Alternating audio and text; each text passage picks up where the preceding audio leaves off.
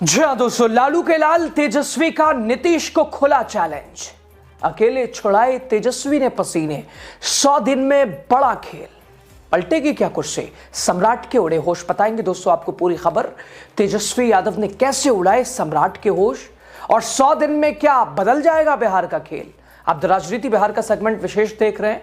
मैं हूं आपके साथ यासूब रजा। दोस्तों, बिहार की राजनीति में फिर गर्मी है, फिर बयानबाजी और फिर वही सवाल, आखिर कौन चला रहा बिहार?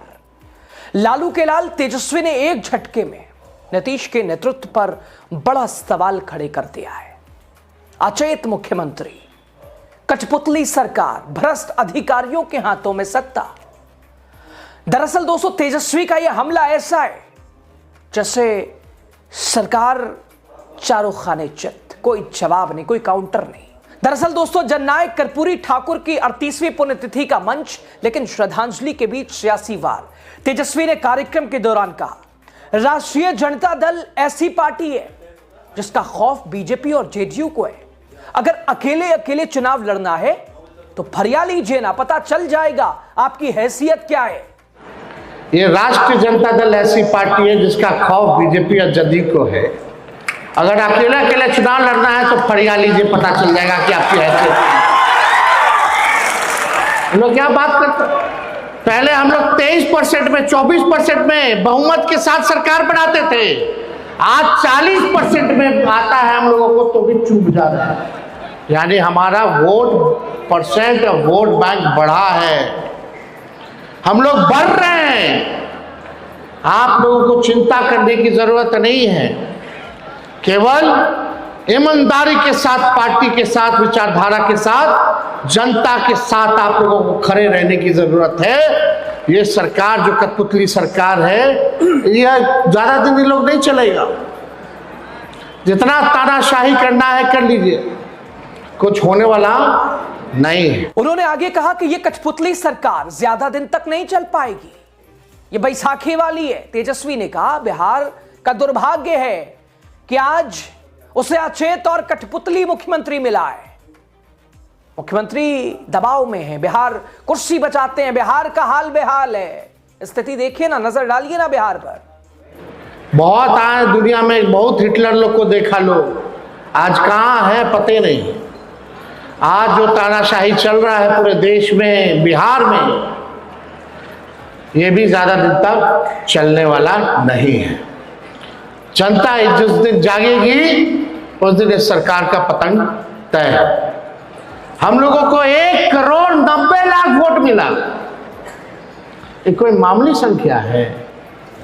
सबसे ज्यादा हम राष्ट्रीय जनता दल पार्टी को वोट मिला। सोचिए कब मिला।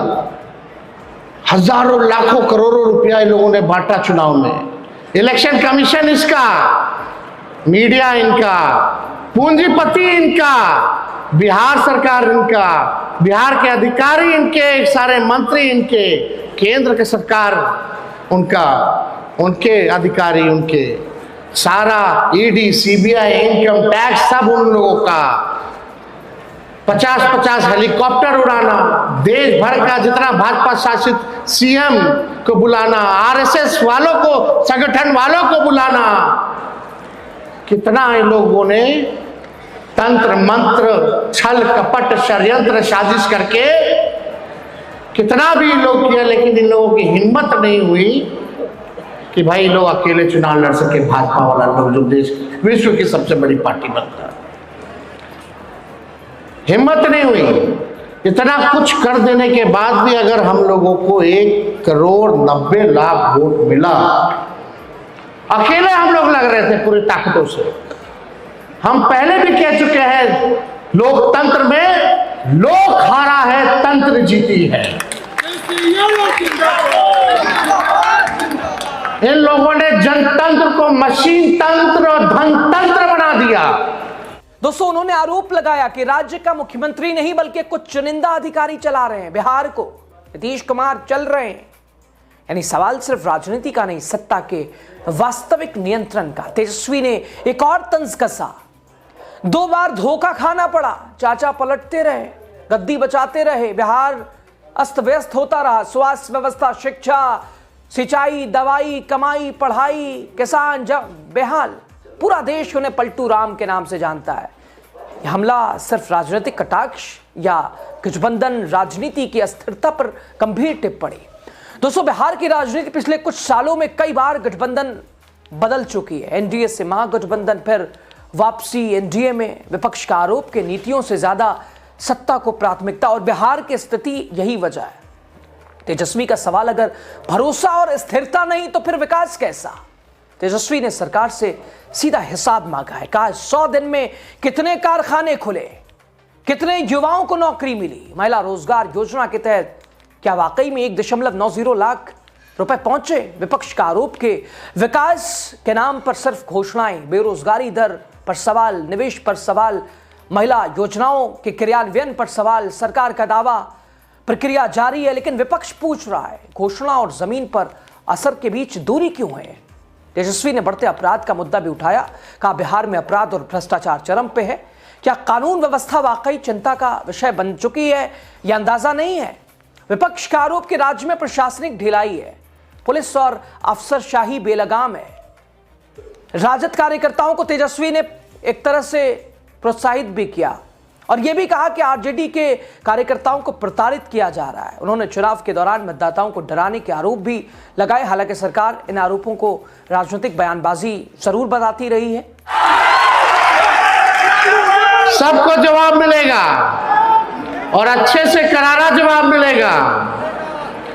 आज 100 दिन भी नहीं हुआ, बिहार में बच्चियों के साथ डेली गैंगरेप हो रहा, बलात्कार, कोई जांच नहीं हो रहा, अपराधियों को बचाने का काम किया जा रहा है, डेली हत्या हो रही है, डेली अपहरण हो रहा है।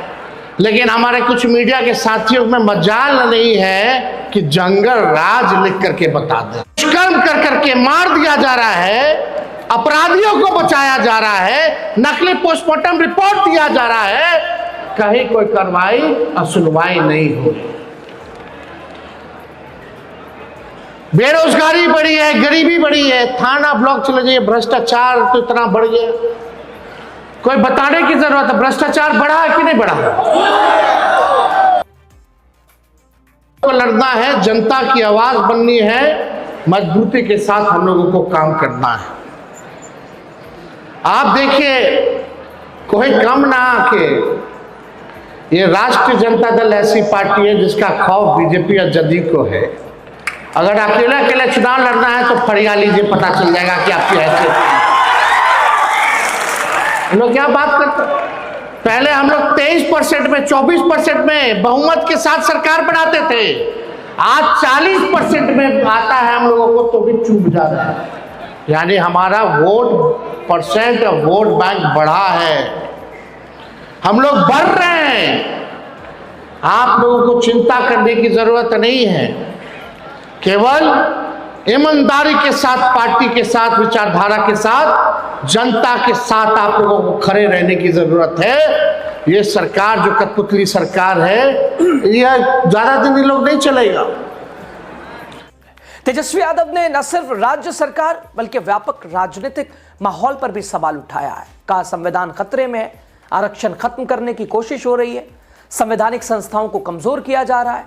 दोस्तों, तेजस्वी यादव अब आरजेडी के राष्ट्रीय कार्यकारी अध्यक्ष बन चुके हैं। नई जिम्मेदारी, नई रणनीति, अंदाज भी वही है, अनुभव पूरा कूट कूट कर दिखाई दे रहा है। दोस्तों, तेजस्वी ने कहा कि राजद कमजोर नहीं बल्कि समय कमजोर है, वक्त आएगा बता देंगे।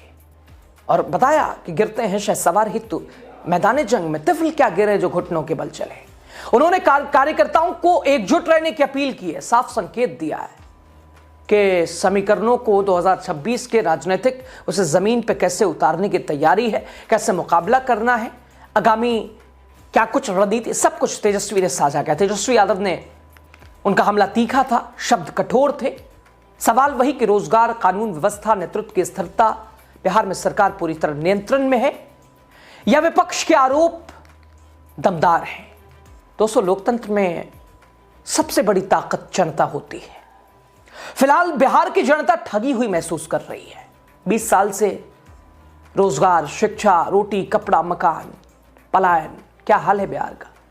नीट छात्रा को इंसाफ नहीं मिला, आए दिन बेटियों के साथ हॉस्टल सुरक्षित नहीं है, पीजियों का हाल बेहाल है, कॉलेजों की स्थिति आपके सामने है, ग्रेजुएशन 3 साल 5 साल, इसके अलावा आप मिडिल स्कूल, सेकेंडरी स्कूल, आप हालात देखिए क्या है।